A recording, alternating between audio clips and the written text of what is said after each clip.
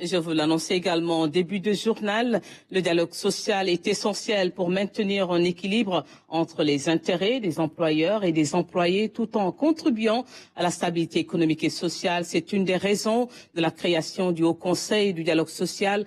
Et à la veille justement de la fête du travail, nous sommes allés à la rencontre de son président pour mieux faire connaissance avec cette institution que nous présente Maman Moussagna. Dans la médiation et la prévention des conflits sociaux, le Haut Conseil pour le dialogue social joue un rôle important. Nous intervenons auprès des mandants tripartites à chaque fois qu'il y a des conflits ou des conflits en vue. Nous puissions jouer ce rôle de médiateur et de facilitateur. Nous faisons des activités de renforcement de capacité en dialogue social et en négociation collective afin d'arriver à l'obtention donc de conventions collectives sectorielles. Dans le privé, donc nous avons réussi comme à mettre en place des mécanismes qui ont permis aux parties prenantes d'arriver à des accords qu'ils n'ont pas pu réussir par le biais de la grève. Composé de 30 membres répartis équitablement entre le gouvernement, les employeurs et les syndicats, le Haut Conseil du dialogue social a été créé il y a une dizaine d'années.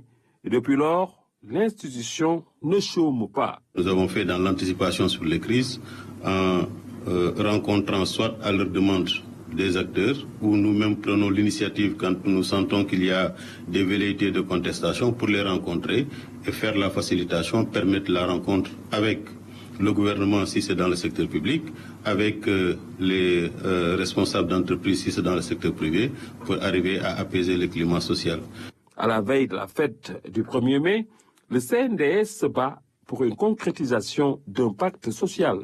Le Conseil a été partie prenante et a joué sa partition pour arriver à des résultats. Et nous estimons aujourd'hui que, avant le 1er mai, tel que l'a voulu M. le Président de la République, les acteurs vont s'accorder pour aller vers la signature d'un pacte de stabilité au moins sur 3 ans et permettre également au gouvernement de pouvoir dérouler sereinement sa politique de développement du pays.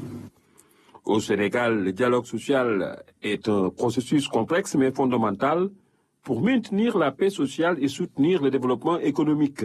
C'est pourquoi les différentes parties continuent d'œuvrer pour améliorer la concertation en vue de trouver des solutions équilibrées pour un développement inclusif.